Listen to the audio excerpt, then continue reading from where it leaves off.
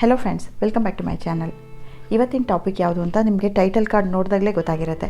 ಪ್ರತಿಯೊಬ್ಬರು ಮನೆಯಲ್ಲೂ coffee ಟೀನ daily ಮಾಡ್ತೀವಿ. ಹೆಚ್ಚಾಗಿ ಎಲ್ಲರೂ ಏನು ಮಾಡ್ತಾರೆ, ಯೂಸ್ ಮಾಡಿರೋವಂಥ ಕಾಫಿ ಪೌಡರ್ನ ಮತ್ತು ಟೀ ಪೌಡರ್ನ ಡಸ್ಟ್ಬಿನ್ಗೆ ಹಾಕ್ತಾರೆ. ಆದರೆ ಗಾರ್ಡನಿಂಗ್ ಹಾಬಿ ಇರೋರು ದಯವಿಟ್ಟು ಹಾಗೆ ಮಾಡೋಕ್ಕೆ ಹೋಗಬೇಡಿ. ಯಾಕೆಂದರೆ ಫ್ರೀಯಾಗಿ ಸಿಗೋವಂಥ ಫರ್ಟಿಲೈಸರ್ ಇದು. ಯೂಸ್ ಮಾಡಿರೋಂಥ ಕಾಫಿ ಪೌಡರ್ ಮತ್ತು ಟೀ ಪೌಡರಲ್ಲಿ ಗಿಡಗಳಿಗೆ ಬೇಕಾಗಿರೋಂಥ ನ್ಯೂಟ್ರಿಷನ್ ಇರುತ್ತೆ. ಈ ಟೀ ಪೌಡರ್ನ ಯಾವ್ಯಾವುದಕ್ಕೆ ಹೇಗೆ ಯೂಸ್ ಮಾಡ್ಬೋದು ಅಂತ ಹೇಳ್ತೀನಿ. ಒಂದು ಡೈರೆಕ್ಟಾಗಿ ಪಾಟ್ಗೆ ಹಾಕೋಬೋದು, ಇನ್ನೊಂದು ವರ್ಮಿ ಕಾಂಪೋಸ್ಟ್ ಮತ್ತು ಕಿಚನ್ ವೇಸ್ಟ್ ಕಾಂಪೋಸ್ಟ್ ಮಾಡಿದಾಗ ಅದ್ರ ಜೊತೆ ನೀವು ಹಾಕೋಬೋದು.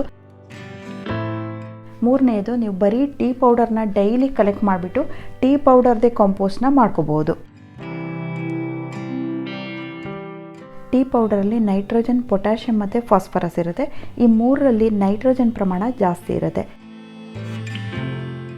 ಬರೀ ಟೀ ಪೌಡರ್ನೇ ಉಪಯೋಗಿಸಿ ಮಾಡಿರೋ ಕಾಂಪೋಸ್ಟಲ್ಲಿ 4% ನೈಟ್ರೋಜನ್ ಇರುತ್ತೆ. ಇವಾಗ ಯೂಸ್ ಮಾಡಿರೋಂಥ ಟೀ ಪೌಡರ್ನ ಗಿಡಗಳಿಗೆ ಯಾವ ರೀತಿ ಹಾಕೋದು ಅಂತ ತೋರಿಸ್ತೀನಿ.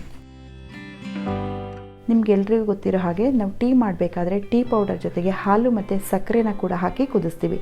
ಇದರ ಜೊತೆಗೆ ಶುಂಠಿ ಮತ್ತು ಏಲಕ್ಕಿನ ಕೂಡ ಹಾಕೋರು ಹಾಕ್ತಾರೆ. ಆದರೆ ಶುಂಠಿ ಮತ್ತು ಏಲಕ್ಕಿಯಿಂದ ಯಾವುದೇ ತೊಂದರೆ ಇಲ್ಲ.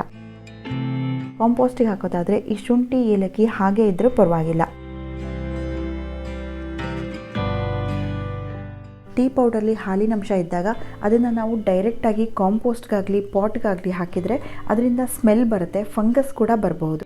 ಸಕ್ಕರೆ ಅಂಶದ ಬಗ್ಗೆ ನಿಮಗೆ ಗೊತ್ತೇ ಇದೆ, ಇರುವೆಗಳನ್ನ ಅಟ್ರ್ಯಾಕ್ಟ್ ಮಾಡುತ್ತೆ. ಸೊ ಹಾಗಾಗಿ ಏನು ಮಾಡಬೇಕು, ನಾವು ಟೀ ಮಾಡ್ಕೊಂಡಾದಮೇಲೆ ಆ ಟೀ ಪೌಡರ್ನ ಈ ರೀತಿ ನೀರಲ್ಲಿ ಚೆನ್ನಾಗಿ ವಾಶ್ ಮಾಡಬೇಕು. ಆ ನೀರು ಪೂರ್ತಿ ಇಳಿದು ಹೋದ್ಮೇಲೆ ಆ ಟೀ ಪೌಡರ್ನ ಚೆನ್ನಾಗಿ ಹಿಂಡ್ಬಿಟ್ಟು ಬಿಸಿಲಲ್ಲಿ ಒಂದು ಪ್ಲೇಟಲ್ಲಿ ಅಥವಾ ಒಂದು ಶೀಟ್ ಮೇಲೆ ಹಾಕಿಬಿಟ್ಟು ಚೆನ್ನಾಗಿ ಡ್ರೈ ಮಾಡೋಕ್ಕೆ ಇಡಬೇಕು. 1 ದಿನ ಅಥವಾ 2 ದಿನದಲ್ಲಿ ಇದು ಚೆನ್ನಾಗಿ ಒಣಗುತ್ತೆ. ಇದರಲ್ಲಿ ನೈಟ್ರೋಜನ್ ಪ್ರಮಾಣ ಜಾಸ್ತಿ ಇರೋದ್ರಿಂದ ಮಣ್ಣಿನ pH ಲೆವೆಲನ್ನು ಹೆಚ್ಚು ಮಾಡುತ್ತೆ, ಮಣ್ಣನ್ನು ಅಸಿಡಿಕ್ ಮಾಡುತ್ತೆ. ಯಾವ ಪ್ಲ್ಯಾಂಟ್ಸ್ಗೆ ಮಣ್ಣು ಅಸಿಡಿಕ್ ಆಗಿರಬೇಕು ಅಂತಂದರೆ ಹೂ ಬಿಡೋ ಅಂಥ ಎಲ್ಲ ಗಿಡಗಳಿಗೂ ಅಸಿಡಿಕ್ ಆಗಿರೋ ಮಣ್ಣಿರಬೇಕು. pH ಲೆವೆಲು 5.5 ಇಂದ 6.5 ಒಳಗಿರಬೇಕು. ರೋಸ್ ಆಗಿರ್ಬೋದು, ದಾಸವಾಳ, ಬೋಗನ್ವಿಲಿಯಾ, ಮಲ್ಲಿಗೆ, ಹೀಗೆ ಎಲ್ಲ ರೀತಿ ಹೂ ಬಿಡೋ ಅಂಥ ಗಿಡಗಳಿಗೆ, ಹಾಗೆ ತರಕಾರಿ ಗಿಡಗಳಿಗೆ ಕೂಡ ಮಣ್ಣು ಅಸಿಡಿಕ್ ಆಗಿರಬೇಕು. ಇವಾಗ ಈ ಒಣಗಿರೋಂಥ ಟೀ ಪೌಡರ್ನ ಪಾಟಿಗೆ ಯಾವ ರೀತಿ ಹಾಕೋದು ಅಂತಂದರೆ, ಮೇಲ್ಗಡೆ ಮಣ್ಣನ್ನು ಸ್ವಲ್ಪ ಕುಬುಕ್ಬಿಟ್ಟು ಲೂಸ್ ಮಾಡಬೇಕು.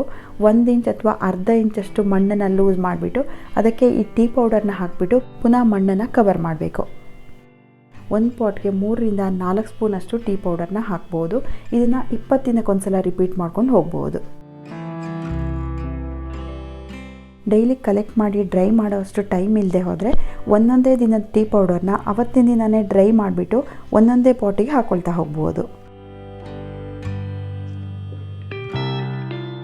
ಆದರೆ ಟೀ ಪೌಡರ್ನ ಚೆನ್ನಾಗಿ ಡ್ರೈ ಮಾಡಿಬಿಟ್ಟೇ ಹಾಕಬೇಕು. ಒಂದೇ ದಿನಕ್ಕೆ ಚೆನ್ನಾಗಿ ಡ್ರೈ ಆಗುತ್ತೆ. ಟೀ ಮಾಡಿದ ಕೂಡಲೇ ಡೈರೆಕ್ಟಾಗಿ ಆ ಪುಡಿನ ಗಿಡಕ್ಕೆ ಹಾಕಿದರೆ ತುಂಬ ಬೇಗ ಫಂಗಸ್ ಆಗುತ್ತೆ. ಅದರಲ್ಲೂ ರೋಸ್ ಪ್ಲಾಂಟ್ಸ್ಗೆ ತುಂಬ ಬೇಗ ಫಂಗಸ್ ಆಗುತ್ತೆ.